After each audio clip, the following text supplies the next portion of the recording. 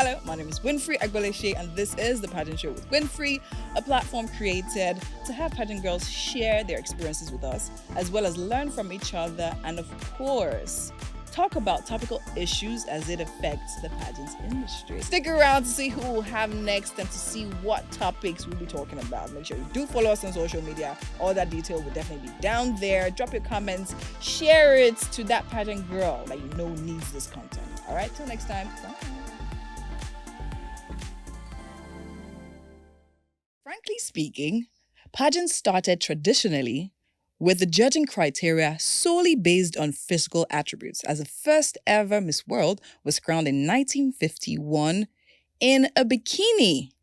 Now, centuries and several pageants later, the judging criteria has evolved to include eloquence, personality, confidence, and so much more. Yet, the stigma of sexualization and objectification of the female folk in the pageant industry persists.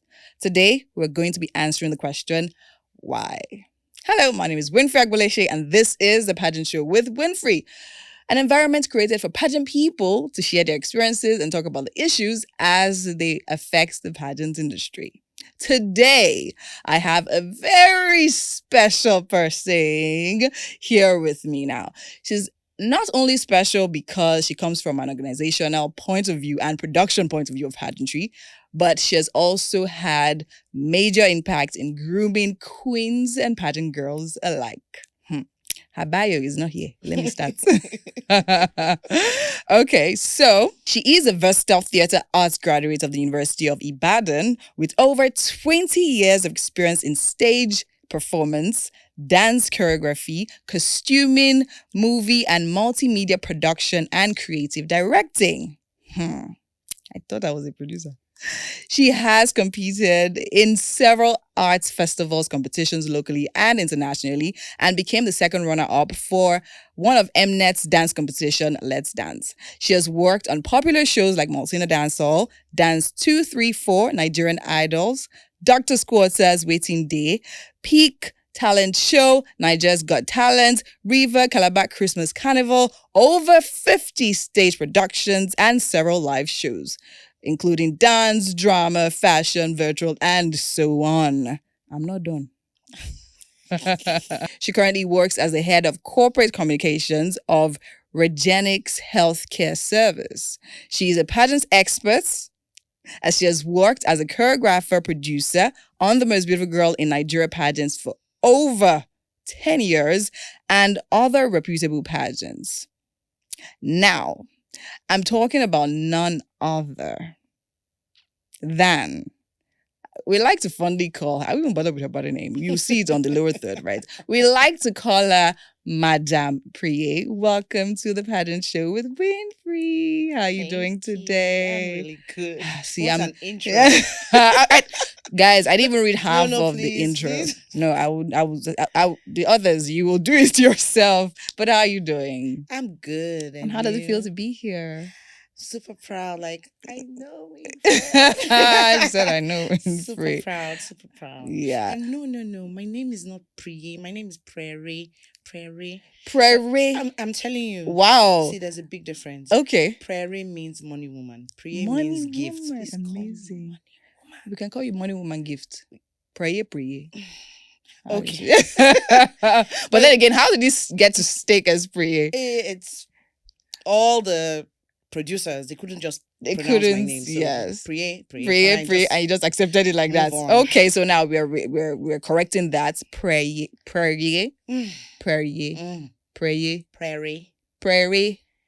Madam Prepri is fine. Okay, Madam Prepri.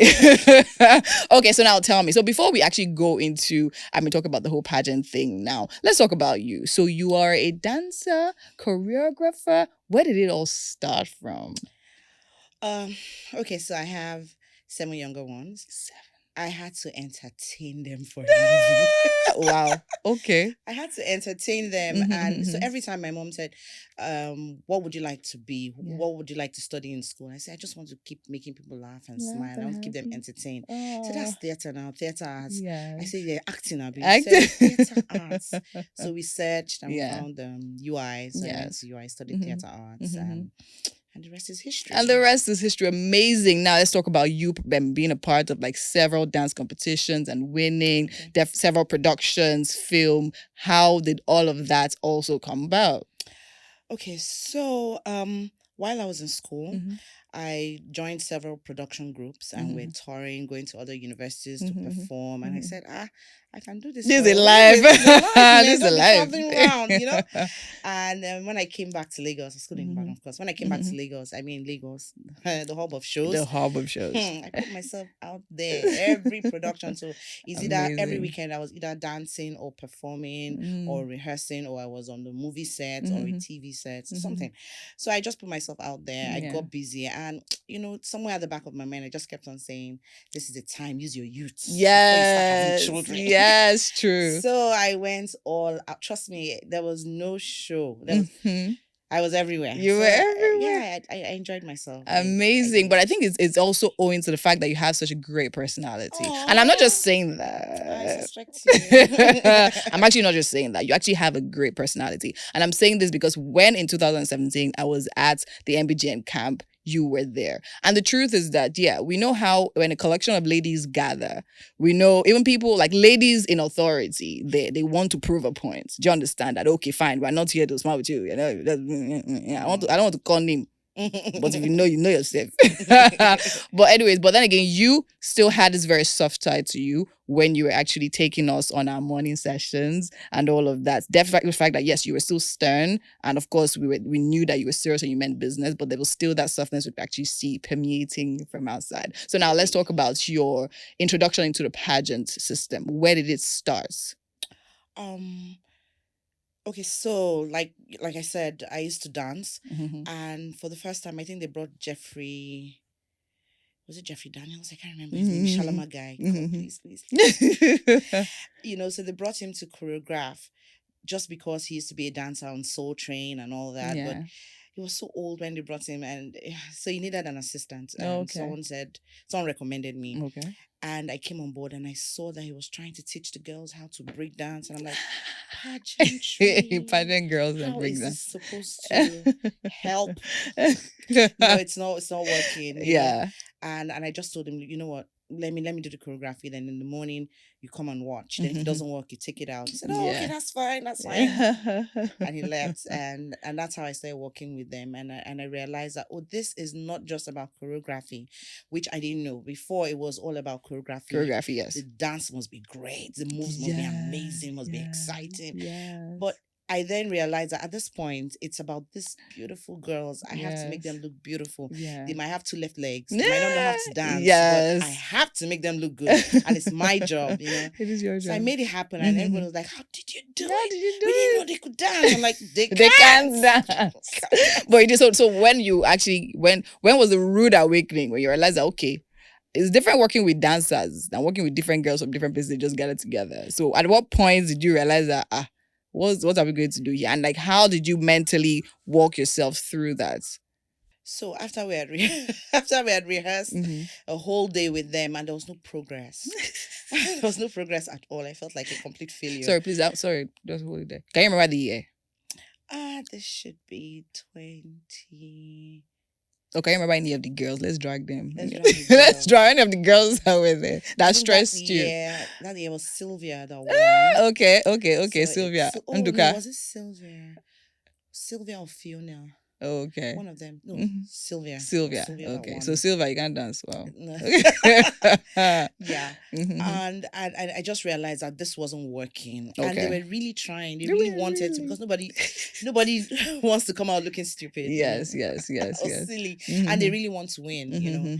So I was frustrated, and I just sat down and said, no, it just dawned on me that you're looking at it the wrong way. Usually when we're in a rehearsal, we tell the dancers that, if this dance is not working, let's do another dance. And that's what we're doing for the whole day, and we realized that they were still not working. Until it dawned on me that, they're not dancers, right? And the dance doesn't have to be technically challenging, but they need to be able to do it together. They have to be in sync. Yes. So that was when it dawned on me. I said, no, it's not the normal one. It's not 3, 2, 1. No, it's 1, 2, 3, 4. It's 1, 2, 3, 4. 1, 2, 3, 4. Okay. And the very next day, of course, when I told Jeffrey to please let me handle them. After the rehearsal, and I saw that the girls were even more happy than I was. I saw that they were really frustrated. And when they saw that they had made progress, see this progress I'm talking about, I think it's like 2 lines. It's like 2 lines. Just like a chorus, 2 lines. Not the main song, but they were so happy. It pushed me like, let's do this. They can do it. They can do it. And Jeffrey came and saw it. I said, what kind of dance is this? Yeah, you can't get it. So I moved on, and that year was amazing. Now, I wasn't paid. Oh, wow. Yeah, I wasn't paid because I was supposed to be doing a favor to someone who called me to come and work with, and that was it. But I put my all, I gave it my all. And I wasn't paid. And nobody called me, nobody asked. I said, okay. And I went back and I made a report. I said, don't ever think that you can get an ordinary dancer to teach pageantry. It doesn't work that way. They need to understand what to look out for. They need to understand that it's not about the choreography, it's about the girls, how to make them shine, how to make them look beautiful, how to flaunt what they have, and all that. I wrote a report and I submitted it, and I just moved on. And they called me a year later. Oh, we wow. really want you to come on board. What was Jeffrey this time? He had gone. He had gone. Okay. I was like, are you sure? Because I don't come cheap. Yeah. And you put the bill from last year. Yeah, on this year. I did. Amazing. So now preparing to go in there now, knowing exactly what you were going in for. What was that experience like? What was the difference there? So for the very first time, I started watching other pageant shows. Okay, how do they do this? Okay. What's expected? What are we really meant to do? What should we be looking out for? And so I got inspired, and another challenge was a song. Okay. We had to get the right artist, because we had where I was working then, we had the right way. You do most of the songs with the artist, so I had to figure out the song that would work. And in that year, the songs that people were singing, no, they were very no. I didn't want the girls dancing to those songs. They were very I would say they were insulting. They were very insulting to the girls. I didn't like that. Okay, so, I think I have an idea. Yeah. Body parts, right? Yes, body parts. Body parts. So that was a challenge, and for some reason, someone almost got me kicked out because. Oh, because of that? Yeah, like this is what is this? This is how we've been doing it. Who are you? Where are you coming from? Wow. I said, well, things are going to be different now. Yeah, there's a new queen in town. But we found our way around it, and it was really good. And for me, my take home, I mean, I still meet some of those girls, and they tell me that anytime they go out and they go to a club or something, and they play that song, they're still dancing. They're still dancing everything. Yes, you didn't know. No, I didn't know. If we mistakenly do any sleepover, I talk about how my girls and I are close. Really? Mistakenly do any, we just hear the show is over now. We'll be there. We'll do the choreography from start to finish. You're kidding me. I can't even remember. That's the thing. That's the thing. Yeah. But then again, I love it because I mean, dance music is always a way. It's always something that unites people. Yes, and then being a part of that, just knowing that fine, you can connect with another person by just body movements. I think it's such a beautiful thing. And it's, of course, it's a fun memory and for us it's major, right? Dance is literally what takes my attention off on a pageant stage. I love the fact that it's the first presentation. Really? I'm telling you, like, that's how personal it is. So it's not even a matter of, okay, fine, that's the first time you're showing yourself. Yeah. But then again, the fact that they make you dance, so for me personally, I don't know about other people, it's like dancing away your tension, getting used to the crowd because you're smiling, you're just doing, do you understand? You don't have to, by the time you go backstage, you know what you're coming to meet. And then, so for me, it's actually a very major thing. So now we're talking about how many years ago? Over 10 years ago. Yeah, and you've done that consistently. Okay, no, now first, let's talk about the transition. Okay. Because now it used to be a dance thing, and then now you have this year, it's like a club. Yes. It's like a club, and it's amazing, right? Where we actually get to talk about, because I remember in our set, I remember you even also helped us with question and answer. Yes, you help us, you drop questions. Exactly. You didn't, exactly. It's okay. So added value. Exactly. So for me, is how you always give your like 200%. So that's the question I wanted to ask. Like, is this something that was discussed, as you said now, but then again, you said it now that you didn't pay for it, you didn't ask for it, you just actually do it. So how is it that you happen to connect with the girls every single year? What is it? What is that thing? I find it difficult to believe that I connect because I honestly try.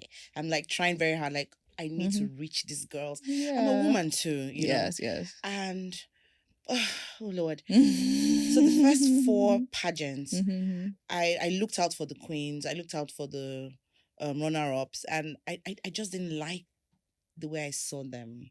Okay. Like, they didn't know what they were getting into. I know they just wanted to win, but like, they didn't know what they were getting into. So when they got out there, it was as if they were swallowed, you know. And I was like, no, this shouldn't be the case. Yeah. And especially when they come back to hand over the crown, I just didn't like the way they were looking. They looked like their innocence had been taken away. They looked as if they were lost. They looked like they didn't know who they were. Yeah. They almost looked, not all the time though, but they almost looked better off when they first came, you know. And I'm like, no, it should be glory to glory. It should be glory to glory, right? That the other way around. To glory. Yeah. And I said, I have to do something about it. They just don't know, and nobody's telling them. You know. So I asked, can I hope I'm not breaking any rule or anything. He said, as long as you don't single out one girl. I said, no, all of them, they'll sit down. They'll sit down. After we talk. We talk. So for me, it started with the questions, because I see these girls. In fact, they're a mouthful. Then all of a sudden they ask them a question, and this girl, no, something please went off wrong. your mic, off this mic, please. Oh my goodness. No. So it started with the questions, because I knew that they could do better. So I knew that they were 10. So I just said, okay, let me ask possible questions. Yeah. And I started asking questions, and I saw that some people were just completely clueless. Yeah.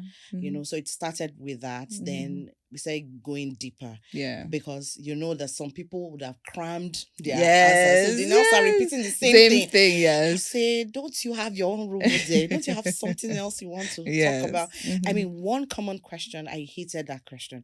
And the answer, because every time you say, who's your role model? My mother. My mother. Who's your I remember she told us, don't say your mother. Don't say it. Who's your mom? Don't say your mother. Why are we asking the question? Who knows your mother? Thank you very much. Who knows your mother? Yes. Thank you very much. You know, so then I started pushing deeper and started realizing that they had deeper issues, that they just really needed to talk to somebody. Yeah. So let's talk about it. What are your concerns? Let's talk about the theme, you know, possible questions, and then life after the pageantry, after the competition. Yeah. What's that going to look like? And then gradually, what would that mean for this group? How can we stick together and make this opportunity count for all of us? And, you know, it just evolved. It just evolved, right? Amazing. Because now, what is really, you say surprising to you, everyone that has come for MBGN that I have spoken to, they always have a moment with you. Wow. Yeah.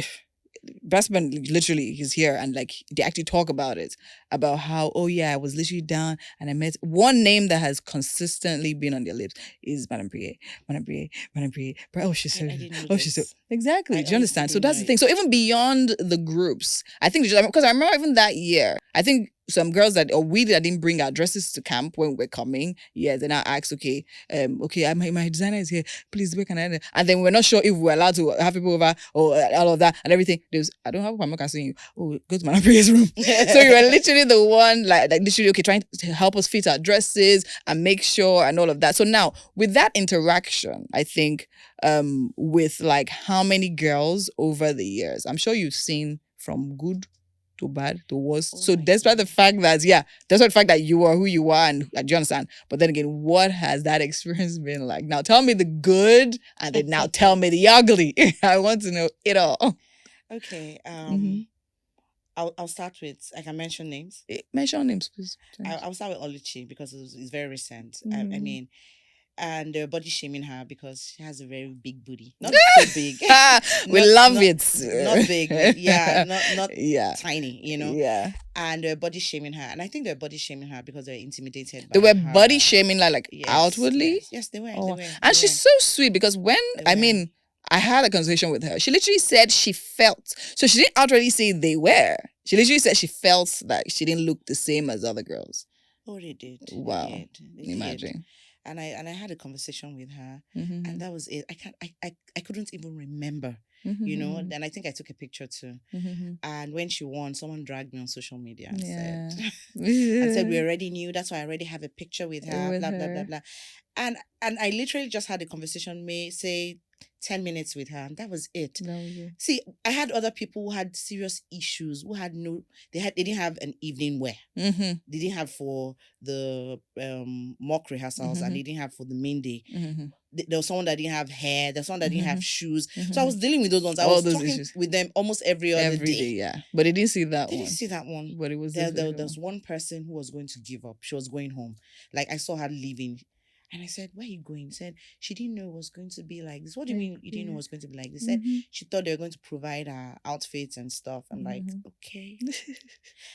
Sorry for another day. I didn't quite get that. Yeah. But she was leaving. But she then said something. She said she's a teacher, and she just put it in to encourage her children. And she went for the audition, and they picked her. She was like, okay, wow, let's keep going. And nice. She came, and they brought her in. Then she came to camp, and she has seen all the girls, how they are ready. And she's like, I'm not supposed to be here. Yeah. And she was going to leave. And I said, no, those children, we're still going to make them proud. Yes. And I literally got someone to style her and get the wig and blah blah blah. So she didn't win though. She wasn't in the top 15. But I felt I had touched someone. Yes, definitely. And our whole village, the whole village, they were very proud. Like, yes, she went and she conquered. She didn't win, but she conquered.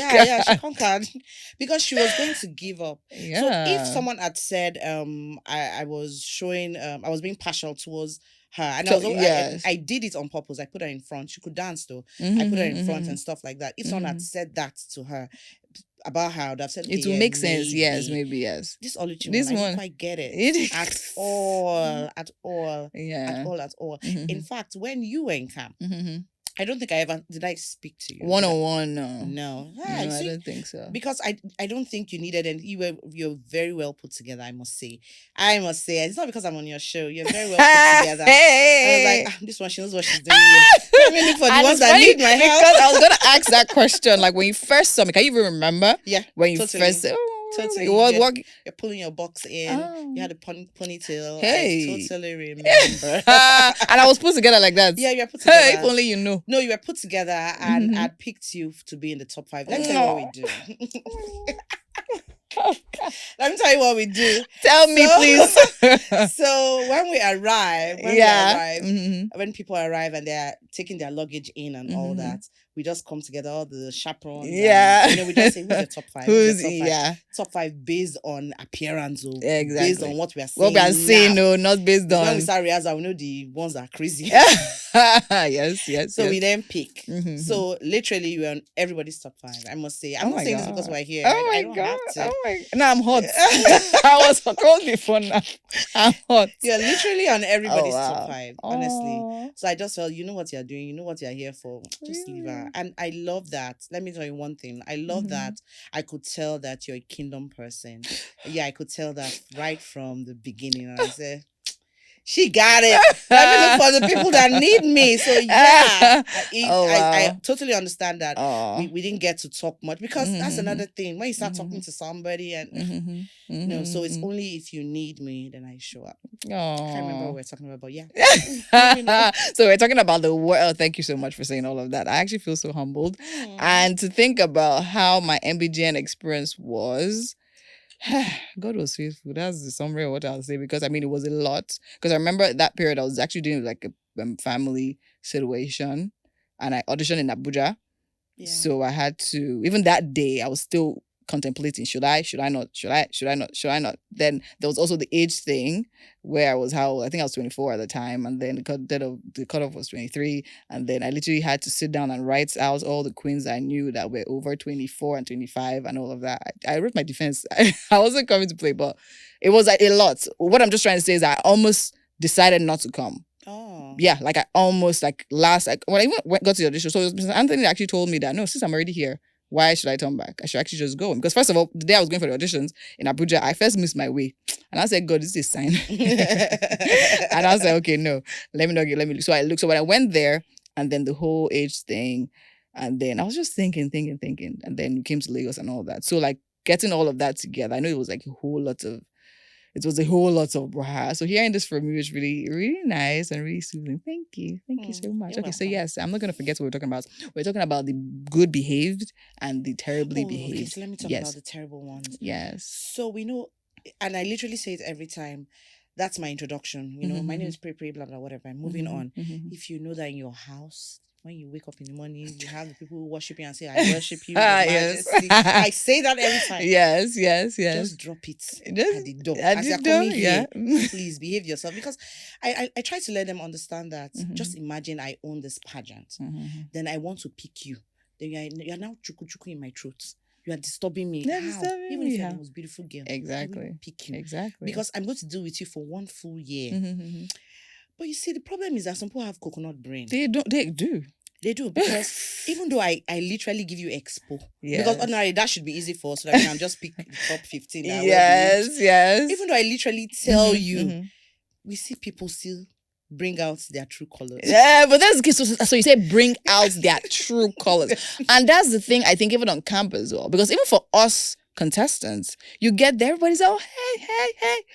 I remember that at like few days to the end of to the grand finale, things were just so it's like everybody had pent up everybody had pent up beef and everything inside. So people were literally going off, flipping. No, and I think that happens immediately after the prelim. Yes. Immediately after that, when they see the real competition, they say, I'm here to win. I don't care. I don't care. Anymore. That's it. Don't bring it all out. Bring it all out. Okay. But literally, some people are outrightly rude. They don't know how to respect another human being. I see the way people react to the chaperones. But even to me, because then they don't know that we have a say. The truth is that we don't pick the winners, but we pick the ones that must not be in the top 15. Okay. Oh, because, okay. That's a different. Oh, wow. Yes. Please say that again so they get it. We don't pick the winners. Yeah. But we pick the ones that can never be the winners. The ones that must not be in the top 15. Because if they're in the top 15, anything can happen. They answer the questions right, and they're in the top 5, we're finished. Yes, we're doomed. Yeah. So these ones cannot. So the lazy ones, the rude ones. Oh my God. You know, when we go to the restaurant to eat, people just feel like, hey, give me water. He say no. It's a double no. What of the because I know another issue we had on camp was food. Yeah. There was food. That's another one. Okay. So we see the ones that are hungry. And no. I'm sorry. Oh my God. I didn't mean to put it that way. But you know how you see slim people and you're like, oh, she takes care of her body. Hello, 3 some people, weeks they've later. not seen food. That's why. They've not seen food. There's some people we pick from the auditions. They're slim, flat stomach. And then when they see food, just 2 days, 10 days in camp, just 2 days, we just see pot belly. And you know, the audience will look at us and say, how did they pick this guy? My brother and sister, how they picked them? They had 6-pack, please. They had 6-pack. Oh my God. Okay. Some people get carried away. Yeah. And, you know, they just overeat and forget why they're there. So, why they're there. Honestly speaking, for us, we already know. So, thank God. 1 year, this one will all blue. Yeah. Say no. No. We already know that. Then there's some people that are always late. Oh my God. Some people are always late for everything. Late for rehearsal. We wait for them in the bus when we are going out. So we already know that these ones will miss their flights. Okay. It's already a no. A no. Like, you know, because there was a queen once. I won't mention her name. But there's a queen who missed her flight twice for Miss World. Wow. In fact, for Miss World. Miss World. She was going for Miss World. She missed her flight. The entourage, everybody were waiting to do the pictures and climb with the flag and everything. Her parents even came. Said, where's my daughter? We said, we're all waiting for her. We're waiting for, wow. And she didn't show up. She didn't show up. No. What was the excuse? She didn't show. I don't know what to say. Yes, her parents were looking for her. Oh, wow. Then the next time she came late, I think that was 2 days later, but she came late, but she eventually left. She was really young. She was 19 when she won, and she was out of control. Oh my God, she was out of control. How do you mean out of control? Not put together or like overly excited, new crown, all that glitz and... I think because she was young, she was overwhelmed by the exposure. She was still a child at heart, and she was basically drunk almost every other night. When she was going for Miss World, and I wouldn't have known. Like I wouldn't have known, but they called me because she was going to showcase her talent as a dancer at Miss World. Okay. So they called me to do like a rehearsal with her. So I went to her house. She was living alone. I think at that time she was 20. She was living in an apartment by herself. I opened her fridge. She didn't have food. She only had drinks. Booze. She was drunk. Wow. She was drunk when I got there. She had not eaten. She was so thin. I was like, God, is this the person going to represent us? We're doomed. Like, there's no way. There was no way. She had an Uber driver who literally told me that we need to save this girl. Wow. I'm just a nice person. If I could rape her every night because she's drunk in my car. Oh, wow. And I literally take her home, carry her into her room, tuck her on her bed. Wow. Yeah. Wow. Yeah. Wow. So it was after, in fact, I think it was after that experience, I decided to take my club more seriously. And I started talking not just about questions, but I started then telling them life after the competition. What are you going to do?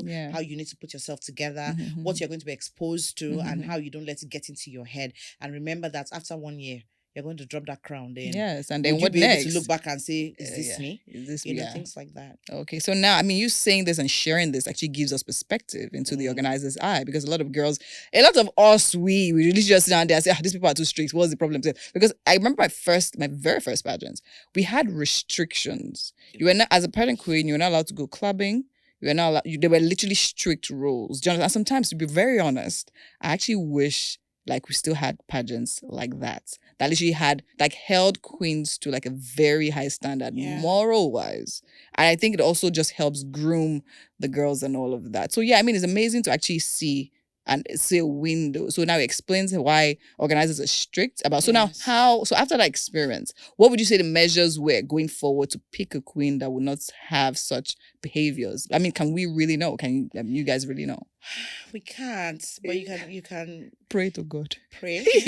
But you see some signs. You see signs like when we go clubbing from you know when people post us, you begin to see you see the girls who are going all out. Say this is not queen material, please. You already know that they're thirsty for the world. No, they were hungry. Immediately. Now they are thirsty. Wow. Yes, interesting. Yes. So I think from a contestant's point, I would say, okay, now I think there's a struggle for balance. So for me, in a clubbing situation now, okay, I know, okay, there's a way a queen should comport herself. But at the same time, these organizers took us clubbing. So what are we meant to do? If we sit in the corner, it's be as if we're not social. If we're out there, it's be as if we're too out there. So now, what would you say in that kind of situation? The same thing to like being on camp and then trying to relate with everybody, but at the same time, not trying to be too all up in people's faces, trying to be nice, but not also trying to please people, please. So I would say, for instance, it's okay if you have a wild side. Yes. That's you. Mm-hmm. But if you can comport yourself when we take you out. When necessary. Yeah. So we know that while you're our queen, you will comport yourself until we let you go. Then you fly like a bird and be wild. But do you understand? Yeah. But if we already see that you can't comport yourself, under our very nose. How much more you're not there? So we already know it's a no-no. It's a no-no. Yeah. Amazing. Okay. Thank you so much for this first half. First of many halves. We're coming back right about now. Thank you so much for staying tuned. You're still watching The Pageant Show with Winfrey. And I still have here with me, Madame Preeye. Okay, so we've had an amazing conversation so far, if I do say so myself. Yes. Okay, so now we want to actually go to the topic of discourse for today. So now, which is a topic I think is very important because I believe the pageant industry is perceived severally by people. And to be very honest, I don't think it's so much in good light, especially now, right? So now the topic for the day is the pageant industry explained, right? I mean, me as a contestant and all of that, I can say, oh, this is what it means to me. This is what it means to me. But I mean, from someone like you who literally, I mean, I can say foundation. Yeah, foundation deep. Wow. Into the system, yes. You know, okay, fine. When this thing is put together based on your experience, the wealth of that, you know the reason why this happens, aside, of course, international participation. So now what would you say, in your opinion, explains the pageant industry in its true essence? So when I was in primary school, my friend Mukoso, I remember her name. She's so pretty, and her mom used to come pick her up, and she told me once that her mom was a beauty queen. Oh. And I looked at her mom, and I was like, wow. It was a beauty queen, and all the teachers in my school. I went to a military school. Which one? Nigerian Navy. Oh, really? I went to the Air Force one in Ibadan. Nigerian Navy. And everybody respected her, and they remembered that she was a beauty queen. So, from way back, for me, being in a pageant or becoming a queen, just brought about respect and admiration. You see that people believe that with this person, I can achieve a lot. I can use this person to, this person has a platform, has a voice. I can use this person to change the world. Yeah. That's that was it for me. But you say what people see pageantry now as is where do I start from? So for the very first time, I went for that rehearsal with Jeffrey Daniels, and I said I was staying at Eco Hotel. That I even said I was staying at Eco Hotel alone. They're like, what do you say you're doing? That first of all, you were dancing. Now you have entered pageantry. You have gone. Yeah, I've gone. The end. No. And I didn't quite get what they meant. So when I came back, they're like, so you spent 10 days there. 10 days. 10 days. And you're staying in the hotel. Where were you eating? I said, oh, yeah. I now made a big deal of it. What's buffet? We go down. We now start meeting all the guests. Yeah. The guests. And we're collecting cards. Huh? What cards? What are you talking about? I didn't quite get it. Yeah. But so people just think it's an avenue to for prostitution. Yeah. And it doesn't help. It doesn't help that when the girls come out and after their reign, they end up marrying footballers, and it also doesn't help. Who doesn't like good thing? But thank you. Who doesn't like good thing? You do understand? Yeah. So it fuels that impression. That's what people do. But honestly, that's not what it is. You see, I want to talk about Agbani. When Agbani won, it was putting Nigeria on the spotlight. Of course. The world. Some people just thought Nigeria is a state in Africa. That's what they think. Some people think Nigeria is a state. I remember when I went to India. Sorry, it's not part of it. And someone said, "You're from Nigeria." Oh. Yeah, so your father must be the president. Wow. I said, why? I said, how can you afford to travel? I said, wow. No clue. That's an aside. But I was very upset. I was very mad. Very mad. So anyways, so at that point, it put Nigeria on the spotlight. Like everybody was like, oh, Nigeria, a Nigerian girl, a young, beautiful girl. She won Miss World. She has that kind of influence. So, yes. I was going to swear and use the F word, but we messed that up. Yes. We messed that up. If not, we would have probably, maybe then it would have changed the impression forever. Yes. People would have seen the kind of influence they have globally. Yes. But that didn't work because, of course, we know what happened with all that. But that's what it's supposed to be like. Very true. If a president is coming to Nigeria, for instance, we should be able to say, okay, Miss World, most beautiful girl in Nigeria should welcome the president and just give an introduction into our lifestyle, what we do. That's the kind of influence. And in doing that, you can say, this is what we're working on right now, blah, blah, blah. It would be nice if America can smile and do something for our children. I'm just saying. So that's what it's supposed to be for. Yeah. And that's what it's for. Yeah. It's some people just taking advantage and turning it around. Because if you ask me, right, from that, sorry to cut you, it's fine. It's because if I see pageantry, maybe because of my title as tourism, it's a major tourism tool. Yes, it is. That's literally what it is. Because just imagine, as we were talking about Agbani winning, the pageant actually happened here. Imagine the inflow of people into Nigeria. Yes. Imagine the money, the currency that's coming with those people. That alone is enough to boost any economy. And sadly, or interestingly, that's what Dubai is capitalizing on as they're planning on hosting the Miss World. What do you think it is about? People are buying. I mean, you're talking about the football. I mean, the World Cup they hosted. Oh people are coming in, buying tickets, patronizing the businesses, all of that. So, and that pageantry even has, if you ask me, a higher. Anyways, football has a cult-like following, but pageantry, to be honest, can be that. It can be that because these are women who, if they really understand the value of what they carry, can come on now. The greatest wars in the world were caused by women, guys. Interpret that however you may. So, as you were saying, yeah. Mm-hmm. Yeah, so that's what we fail to see. Yeah, and it's unfortunate. Right now, we're just believing what we see, what the little things we see people do, and how we just decide and generalize it and say this is what it is about, this is what they're doing there. And it doesn't help that we've had some cases. I can never forget Anabana and the Flavor incident. Oh my God, it just further that narrative. It drove it home. Drove it home. So I was actually gonna ask, I mean, what would you think, what would you say causes all this kind of things? What would you say, why would you say people have such bad perspective of the pageant industry? So things like that. Is there anything more? Can you think of anything else? Then of course, because in Nigeria we're hypocrites. Honestly, we're hypocrites. But the bikini part, they feel if you can do that, if you can wear a bikini in front of 1,000 people, then waiting remain. Right? That kind of thing. Yeah. But what would you say the import of the bikini show is about? Right, because some people have actually argued that, oh yeah, it's not necessary. Oh, to show your confidence, you really need that. But you, from that point of view, what do you think it does? Oh yeah, it's definitely about confidence. Number one, let's break it down. Let's break it down. It's definitely about confidence. The first thing, I always tell the girls, when you come out in your bikini, when you say turn around.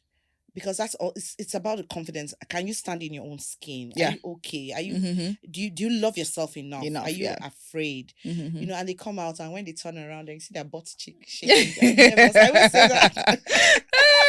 I have to say that. Yeah. But it happens every time. So the girls that doesn't happen to, you know that these ones are confident. I know it's the funniest thing. But you see that they're confident. I believe in myself. I know my identity. I'm more than what you see right now. Yeah. Then of course we also know that we're competing with the world. So we need to also show that you're flawless. True. No tattoos. And we, if I tell you what my dress is hiding under this month. If you know what this thing is hiding. So it's important. You're going to go and represent us. But let's see all the folds. Let's see if those things are there. Let's see the potential. Maybe you suck them in. Let's see if they can come out. It's just if they're deflatable. Let's see all those things. Okay. But it's majorly about confidence and the fact that you're comfortable in your skin. Okay. So that literally spells it out. So it's not about seducing anybody. So I know some organizations are taking advantage of the marketing value of that. Of course. Right. And the truth is, it is what it is. The people that are slamming it are still the ones that are watching and still the ones putting in money into it. Just because of that part. Just because of that part. Yeah, that's the only reason why they sponsor. I will not even lie. I have friends that literally say, I'm coming, let me know when. Everybody is at the beginning. Let me know when it starts. So it's a normal thing. And I mean, but then again, you won't blame that on the girls that are doing what they need to do do you understand, to get that placement. We will blame the men and the way they're thinking and why they're thinking the way they're thinking. So yeah, that is clear. So now that is out of the way, now let's talk further about, the pageant industry. So I want to actually talk about the incidents of, we had Miss Anambra some years ago, 2016, if I'm not mistaken. 17. All right, and then she had the situation of the sex tape or sex video scandal, and so now this was a situation where it seemed like the organizer was the one that actually made her create that video to have something against her. So now, yes, even coming for MBGN, I will tell you myself. I mean, I had people call me, tell me that, oh, you can't go for these pageants. These people, do you know? Are you ready to sell your soul, Winfrey? I thought better of you. Literally, yes, like God. I'm like, it has reached so now, and all of that. But like, to be honest, yeah, I could tell that, oh, they were talking from a point of care. Yeah. But also from a point of the rumors or the things that happen. So, of course, the Chidima situation probably influences things like that and things like that. But then again, let's talk about that particular situation now. Okay. In your opinion, or rather, first of all, when you heard the story, what was your reaction? What did you think of it? I first felt that she had no mentor, no friend, no one to talk to, because, and she must have been desperate for her to. I don't care what they tell you. That's why you need a third party. You need someone you can trust, someone you're talking to. You just go into pageantry and assume that you got it. I'm going to be the next superstar. You should have a mentor. Let someone let you tell you when not to sign. I'm very upset because so recently someone else called me and told me she was in pageant last year and they just called her from nowhere and said they want her to go for a competition. And she was very excited that, thank God I didn't win, but look at it now. It's me that they've called. God has done it. That's it. God has done it. It's a testimony. Yes. I'm going. They've even said I should go and collect my visa and everything. Blah, blah, blah. I said, oh, you're excited. So you're going to represent Nigeria. Blah, blah, blah. Okay. Who is paying your accommodation over there? She's like, must be them now. I said, ask them and get back to me. They now said, she now called back and said, they said that I will be the one to pay for accommodation and I will also pay for my tickets. And I'm the very first one. So that's the reason why this one is like this. So I'm the very, very first one. All I need to do is just ask for sponsors. Do you have sponsors? Do you have people? So what do you need to do now? What are you going to do to make this happen? Then when you get there and you're stranded, you now say sleep with somebody. And because you have gone there, you have put it on social media. Yes, now you then now you want feel to come back to you now become desperate. But she reached out to me. So immediately I told her, funny enough, it's the same Anambra people. It just occurred to me now. Wow. It was from the Anambra people. He said they organized the Miss Anambra pageants, blah, blah, blah. But they couldn't do it last year. So they just picked me because they saw me on MBGN and they liked me. And they said I can represent. It just occurred to me now as we're talking about this Miss Anambra thing. Wow. So I said, don't go for it. But you see, she reached out. So that other lady, I don't know her name. Chidima. Okay, yes, thank you. She just didn't have people to talk to, and I think she just wanted to make it on her own or something. She was too desperate. She was. I must say, young, naive, desperate. I'm not judging her, but it's the fact she was desperate and she fell for it. So now the issue of desperation as a pageant girl, what do they need to know? Because obviously, when I see it, when I think about it, I think it's there's a knowledge information gap, right? So now, what they need to do, because on the flip side, right, we have people who actually come for pageants and actually win out of merit, and then get there and they are literally like, okay, this is not what I expected. Yeah. But people on the other side of the spectrum, literally, are desperate to get into that. Do you understand? So it's almost like, I don't want to say marriage, but. But let's leave that. So what would you say addresses that issue of desperation? What would you say is the knowledge that is lacking? So every girl out there, okay, like you need to know this so you don't find yourself in this situation. What would you say that is? First of all, it's the background.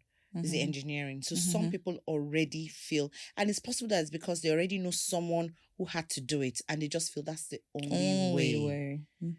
That's the only way. So I think it's information. If they also know for sure that this person didn't do it, so they know that, I have options. But most times they don't believe that. But that's the problem. They don't believe. They don't believe that. Because even after I got MBGN Tourism, I had someone call me and tell me, Winfrey, plug me.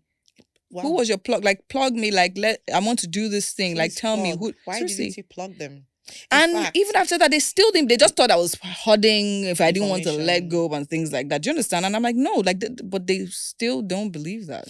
Yeah, there was someone that reached out to me once during the competition. She came to my room, and she pretended that she needed to check her outfit, blah blah. She now came in. She said she literally offered me money. She gave me 100K and said, "Please, who do I need to spend the night with?"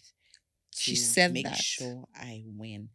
At least enter the top 5. I said, you will stand up now and leave my room and pretend this never happened. Wow. How many of that situations have you heard of? No, let's not go there. Oh, wow. She actually said that to you. Yes, she did. So now let's talk about desperation. So what I also tell people is that it's a two-way thing, right? So even if peradventure, really, really, really, the organizers are looking for people to sleep with, and then every girl literally says no, they have to pick a win fair square. Yeah. Right? Yeah. But they don't see it that way. No, they don't. They're too desperate. They are too desperate. Yeah. Okay, so now let's talk about win. And they want to win. So now let's talk about the winning queens and the expectations. Okay. Right? Because outside we're having a conversation and we're talking about how, yes, I mean, some people get in there, win the crown, and then it's almost like a reality check. Like, okay, fine. Okay, what's happening here? So now, as a queen or as a pageant girl anticipating or aspiring pageant girl, where should your mind be or where should you be mentally before you go for a pageant? Considering you win and then you have to continue onto representing Nigeria and all of that. Where should your minds be? I think you should have a 5-year plan. 5 year, not even 1. 5. Let it be 5. It will help you. Okay. it will help you because once you have a plan and you win and you know that, okay, so the winning part was 1 year and you know that 1 full year you're going to do nothing but be the queen. And the next 3 years you're going to try to stay relevant. So in that 1 year you're the queen, you're going to do things that will keep you busy for the next 3 years. You know, you must have a plan. If not, we will give you a plan. The world will give you a plan and you become overwhelmed. True. You become overwhelmed and you just think, you wake up every morning and you're doing photo shoots and you're going from one party to the other and one day we're just going to say, it's time to hand over the crown. No! Happens every time. I've seen it. It happens really. So have you actually had queens cry because they don't want to hand over? Yes.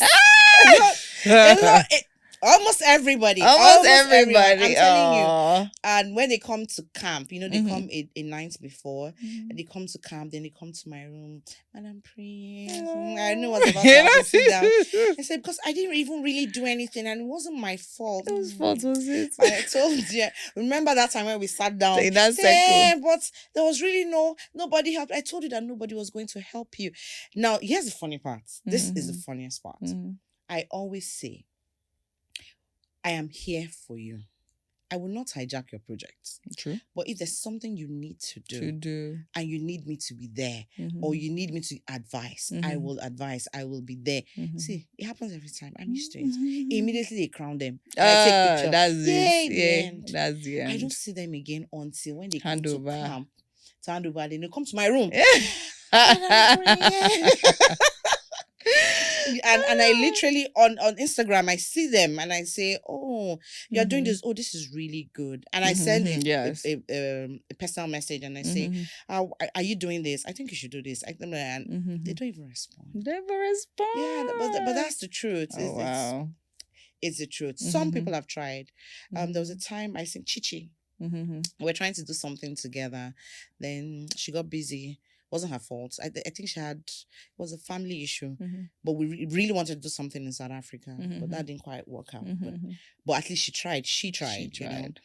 So have a 5-year plan so that the world doesn't give you a plan, then you forget who you are. Yeah. I always use Isabella as an example. Yeah. Isabella won when we were in Benin, I can't remember the year.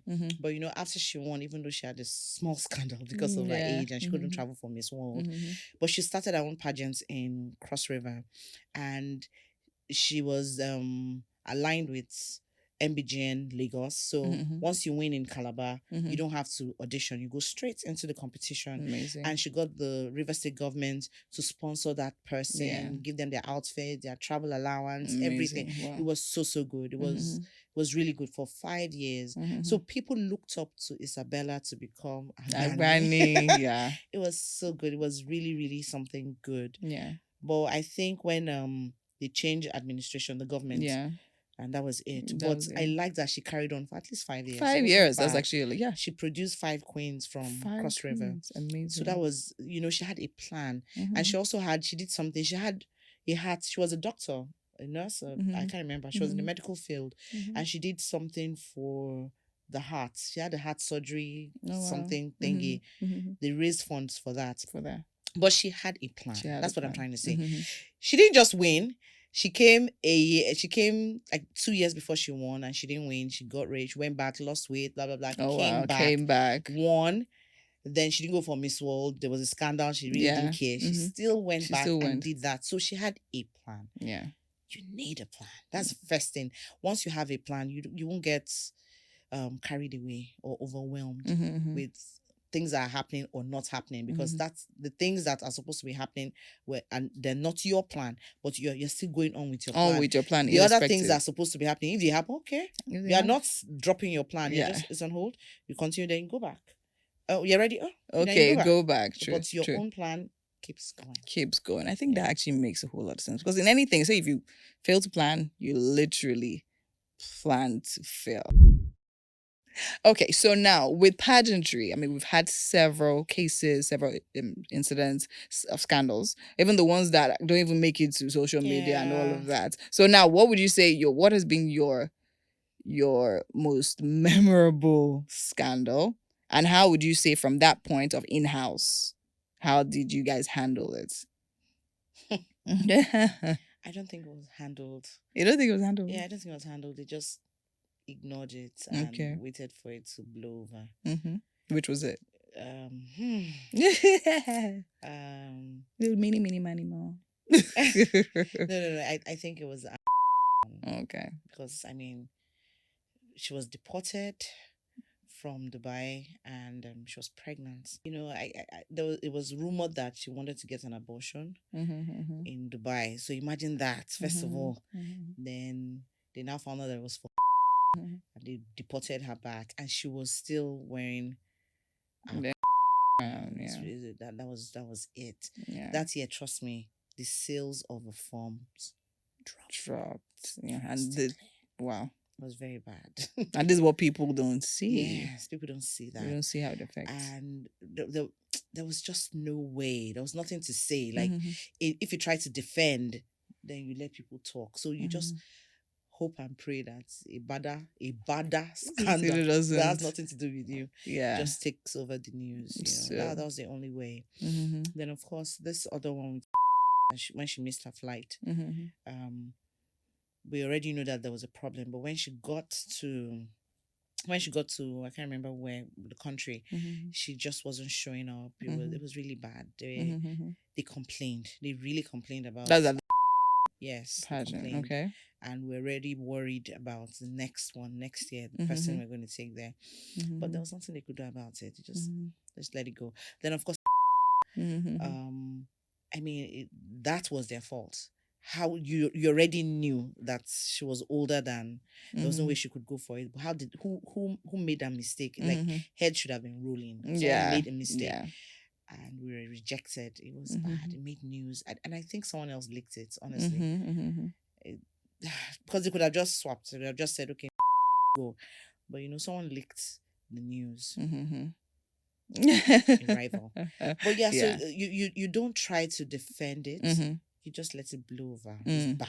Just take the heat. And just wait for it to go. Yeah. Oh wow. Okay. So now let's talk from the organization's point of view. There's that, right? Then these are scandals that actually did happen. Oh yeah. Right? And then of course, from what you're saying, the organizers could not have known Because as much as yes, they crown a queen, they expect you to know that this was good for you. Do you understand? They put people like you in positions to actually assist the girls if they need anything or need advice and all of that. So it's now left to you to actually take precaution and do the things you need to do. And all of that. It explains also why pageants are strict with selecting their queens. Yes. Again and again, and I'll say it. So now let's move to the situation and the case in point. And we're talking about the Chidema situation, where in this case, we're talking about the organisers being the ones even orchestrating the scandalous acts, right? And on that, I would like to say, what would you think is the best solution for organizations like that? Because whether you like it or not, aside the scandals that happen based on girls just being girls, right? They are the ones that happen based on parents seeing organizations like Miss Anambra and all of that, and then saying, no, I don't want my child to go for this because this is what these people do. Yeah. Do you understand? Like someone telling me now, don't go for MGM because this is what they do. Being so sure. Do you understand? This bad organisers affect, or like I said, these bad eggs affect other other pageants and all of that. So what would you say the best way to tackle is this from the organization's point of view? Do you think a pageant regulation? Yes, that's what I was going to say. Okay. Well, would that ever happen? Because we're in constant competition. Yeah. We're not trying to look out for the industry. Let me put it that way. We're not trying to look out for the industry. Everybody there. I want to get it's a capitalist system. Yeah. So that's the reason why they will continue to thrive. They'll still have some more people like that. One time we were in Bielsa and there was a pretty girl, very pretty girl, who was already representing. Yeah. And some guys came from nowhere and said, look, that is our current queen. And if she wins, it means that anything you give her belongs to us. So you're giving us the crown, you're giving us the title. If she goes for Miss World, you're giving it to He just came. He said, we really like you. We really believe that you have a chance to win. And because when you win, this is going to be messy. So please, we have to let you go. She cried her eyes out. She did, but that was the smartest decision Mr. Guy made. It was so good. She cried. She hugged everybody. It was really touching and left. And she came back, of course, 3 years later or something. But that's the easiest way to go. But you will still meet people like that. Yeah, and guess what? She cried because they did not give her money, her car. They did not give her anything. All the things they promised her, they had not given her anything. And that's why she moved on and said, look, let me just do something else. Yes. So and they're still coming back to even now reap the thing from. Imagine that. So until there's a regulating body, we're going to still have more people like this. It means, it means that I can wake up and on my street and see we're starting a pageant. That's the scary part. Yes, I can wake up in the morning and lie to you that when you win, I'll take you to Iraq. Yeah. Yeah. And take it anywhere. And when I don't do all that, nobody's going to hold me. I said it, I've changed my mind. Exactly. That's it. True. So, true. Yeah. True. But do you think it will help though? Oh, of course. Oh, it would help. And I we have serial, what do I call them? Serial pageants. What do I call them? That's the name I used to call them. They're shot everywhere in every pageant. Yeah. But I think when we have that body, for instance, you can't come in for this competition and do this that same year. We make those kind of rules. Yes. Yes. It will help in so many ways. Yes. So many ways. So, but why do you think they're not like government level now? Why do you think nobody in Senate or reps or anywhere is thinking about passing bills like that or taking it to that level? Is it that they don't see the pageants industry as important enough? I see my face. I'm serious. Even ordinary education. I don't think it's important. You're talking about pageantry. Are you all right? Where is that coming from? How do you want to even bring it up? How? What do you want to say? That the girls that be wearing bikini, that please we should... we have bigger problems. We have bigger problems. But we both understand the importance I understand the importance of it, but I'm just saying that in fact, Nigerians will even stone you. They'll say, are you okay? My children have not even gone to school yet. We have not dealt with ASU. Just think about it. So that's the reason. Yeah, that's the not reason because why. It's not valid. All right. It is valid. Okay. Amazing. So it's been an amazing conversation so far, but before we go quickly, okay, the girls watching now, they want to go into pageantry, they need the tips, they need the tea from an organization's or organizer's point of view. Okay. What would it be from mindsets to preparation, everything? Just give the tips generally. You have to be confident in yourself, know who you are, know your identity. You also need to have a 5-year plan. Like I said earlier, you need to know exactly why you're coming in, what you need to achieve. And honestly, it helps to know that even if I don't win, what am I going to do with the opportunity that I've been given? So whether you win or not, have a 5-year plan. Yes. That's 1, 2. The truth is that it's a very visual industry. If you know you want to compete later this year or something, look good, take care of your skin, drink water, exercise, do the necessary things, then have mentors. It's very important so you don't make the wrong decision, you don't sign on the wrong papers. The wrong papers, yes. Get a mentor. Even if you don't meet the mentor physically, they can reach out to you. For instance, I say that. Reach out to you on Instagram and say, I want to do this. Please give me tips. What do you think I should do? What can I do better? Yeah. I know at first it will look like, who are these ones disturbing us? But if they're persistent enough, and you have the heart, you know that this person really wants this. Okay. I see myself in this person 5 years ago. Okay. Blah, blah, blah. You can do this, you can do that. So get a mentor. Very important. Don't try to do this on your own. Trust me. Yeah, you will fail. Then what other tip? Yes, then your clothes, you need to know. The competition, you need to know all the details, the ones you're going in for. What are you supposed to get? Do you know how you will get them? And are you prepared to go the extra mile to get them, depending on the things you need? Will you be intimidated by other girls and their dresses are 200K and your own dress is 50K? There was a beautiful girl, Miss Oshun, last year, and I saw some girls with dresses that cost like 250K, and she just came, she was laughing, she looked so pretty. Miss Oshun last year, MBJ, if you can get the picture, she looked so pretty. She said they spent that kind of money. My mom made this dress for me. Oh yeah, her mom. I love it. She said the material, I think we bought it like 10,000 naira or something. She looked so beautiful. Oh my God. I am telling you, just look if you can get the footage. And she was very confident in herself. And she made top 15. Amazing. She did not use 250K dress. So don't be intimidated by that. Already know what you're going in for and how you're going to achieve it. Because it's when you get to camp and you know that you're managing your 20K dress and you now see someone with 250K dress and you now start getting worried. Losing, Start losing it. Yes. You start hating everybody. Hello. You knew that you did not have 250K dress before. And how does it even affect anything? Who is good? Are they scoring the price of the dress? That's it. Yeah. Yeah. Yeah. Say another thing I've not said. Thank you so much. You're Definitely an absolute pleasure having you here. You are coming back. I'm not even asking you. You are definitely coming back. Thank you. We appreciate you. We love you. And thanks to you watching. It's definitely been an amazing conversation here. And it only gets better. So make sure you keep it locked right here and keep tuning in now. Like, comment, share, do everything you need to do. Send this video to somebody you love, pageant industry or not. You get why. Until next time, I'll see you. Bye-bye.